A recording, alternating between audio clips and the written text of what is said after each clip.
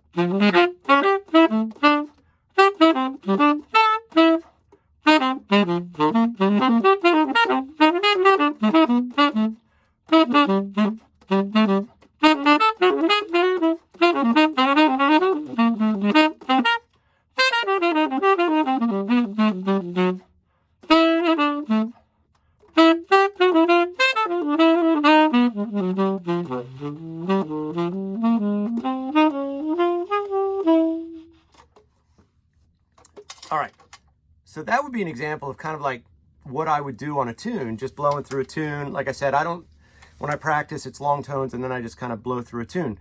So what am I thinking of when I'm going through Lady Bird? Well, first off, Dameron, man, this is an incredible composition. I mean, we just think of it like it's a jazz standard, but it really is genius, the way he put it together.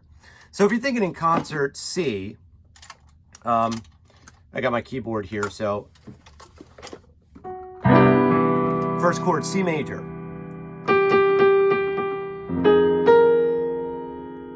F minor, B flat, 13. I put a sharp 11 in there because that's the melody.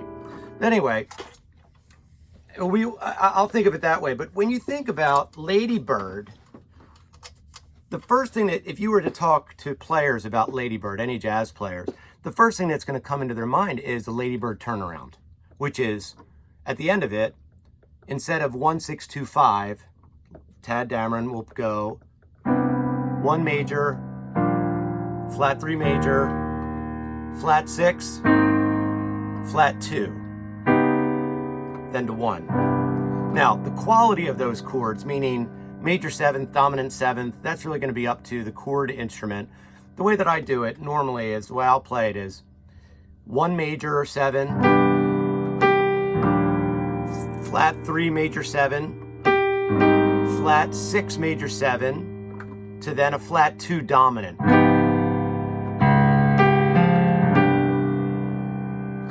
That's really the most well-known part of Lady Bird. Now, what does all that have to do with how I'm thinking of it? Well, Tad Dameron, when he composed this, he used that turnaround compositionally, but in a different way. So for example,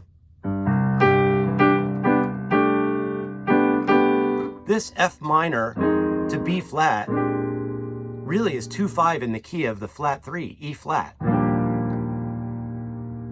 So really, I mean, you could be thinking C major, E flat major, C major. Now he goes, remember that turnaround, 1, flat 3, flat 6, okay? Now he's going to the flat 6 in the second part of the tune. 2/5, B flat minor to E flat 7 to A flat major. Okay, so there's that flat 6. So far, Tad Dameron, not only in the turnaround, but actually in the tune, has used 1 major, flat 3 major, flat 6 major. Now at the end of it, he goes up a half step, 2/5 A minor, D7. There's that 2 dominant, and then 2/5 D minor 7 to G7. Here's the turnaround: C, E flat, A flat, D flat.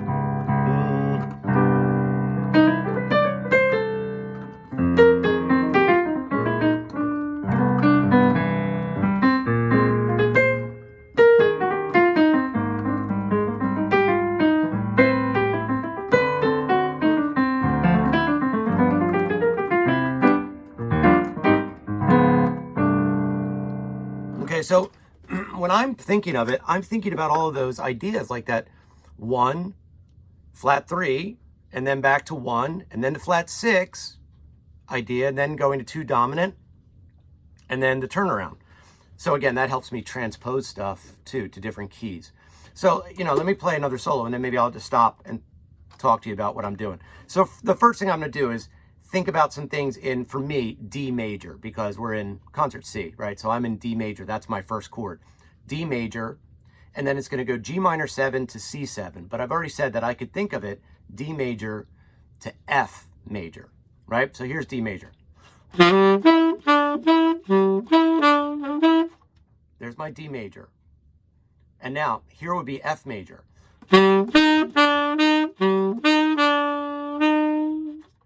So I don't even really need to think about that 2/5, the G minor 7 to C7. I could just think of stuff in the key of F. Like, let me give you, here's another example.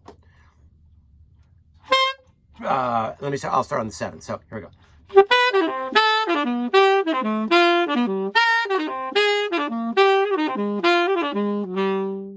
Now I'm back to C major, D major, my D major. So what I did there, I just went down diatonic 7s.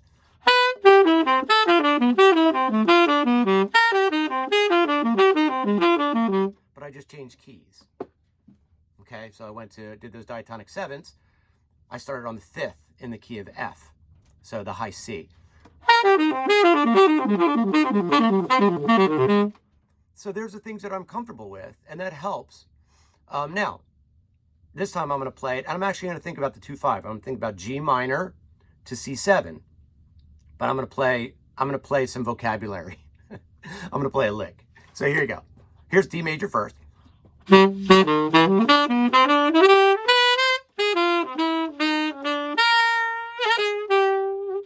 I'm back.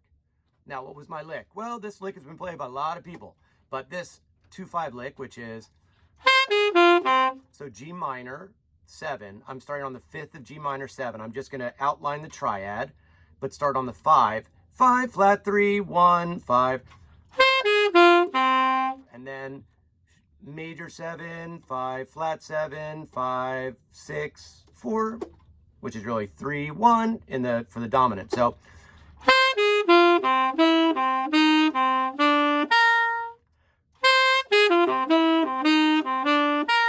I could add a little chromatic at the end.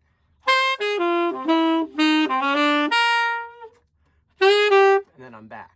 Okay, so any kind of 2/5 language would work there. And this is why learning this kind of vocabulary, these short little 2/5 licks is like really helpful. But then knowing how to connect them back to the major. So here we go again. D major to G minor 7, C7, and then D major, and then another 2/5 to the flat 6, which is going to be the key of B flat. So it's going to be C minor 7 to F7 to B flat major. So here we go.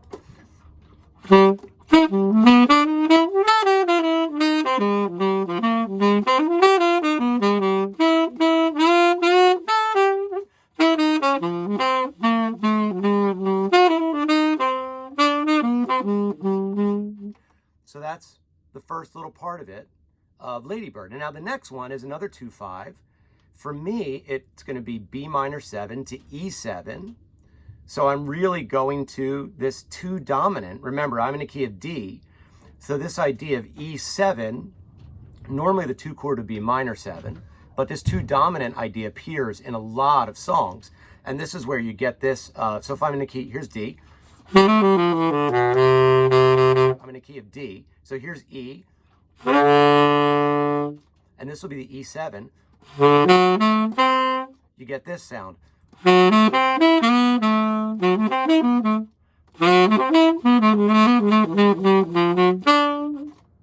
Then to 2/5.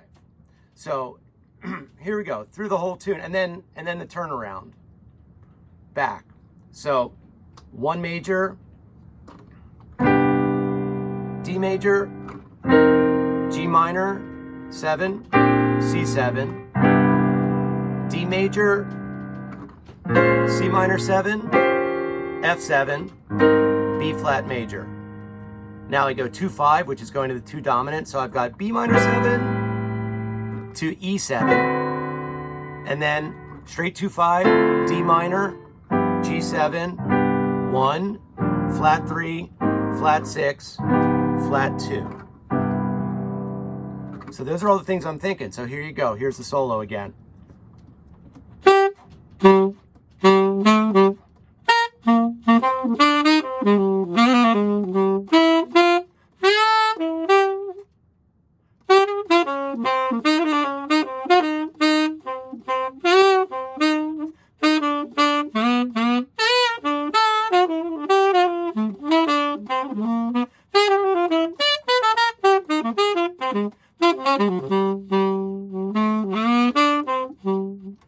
Okay, so now in my practice session, I know, and I'm sorry, this is going to be a long video, but for me, I'm going to try to now move away from licks and try to just reorganize and maybe manipulate stuff. So here we go. I'll try to start a little bit more basic. Now, something I haven't talked about, sorry, but rhythm. I mean, rhythm, the most important thing. So I'm going to try to move some rhythms around. I'm going to use some triplety kind of things as well. So here we go.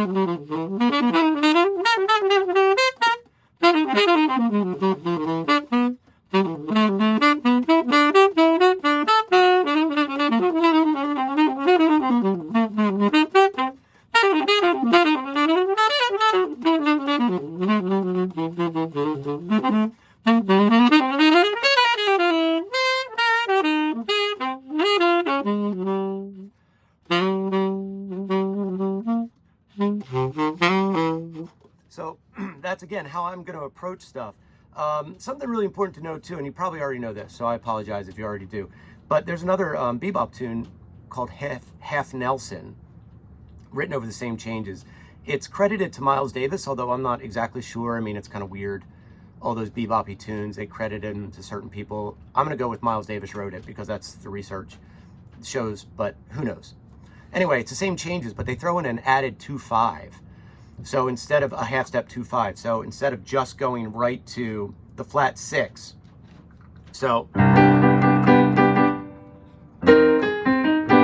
whoops, I'm gonna,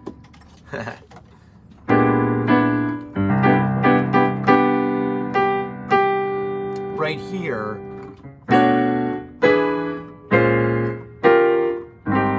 so concert pitch wise, I'll be B minor, E7, B flat minor, E flat 7, then down to A flat. Here it is in the melody. Here's the Half Nelson melody.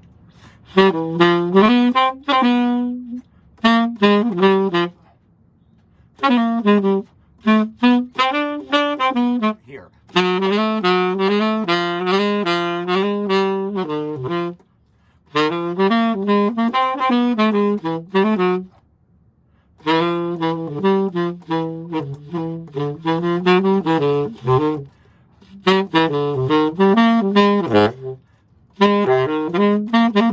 Oh, that was terrible at the end. Anyway.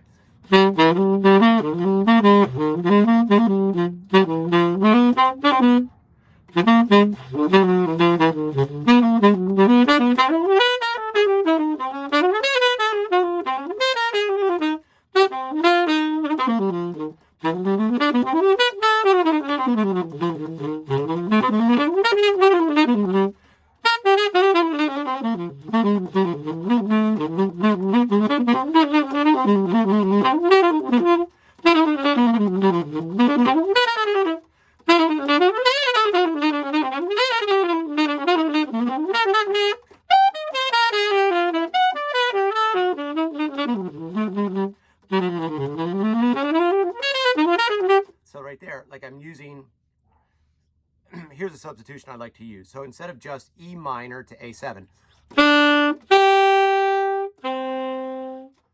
I like to use the tritone sub of that.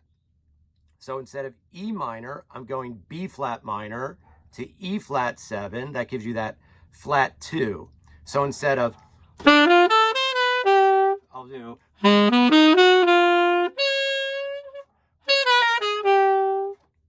I get that sound. So that's a whole other video, but hopefully that helps a little bit in the way that I'm thinking of it. But again, Tad Dameron, just like unbelievable genius in how he crafted this idea with this 1, flat 3, flat 6, flat 2 idea that just permeates the tune, not just on the turnaround. Man, that's a long video. All right. Be well, keep practicing.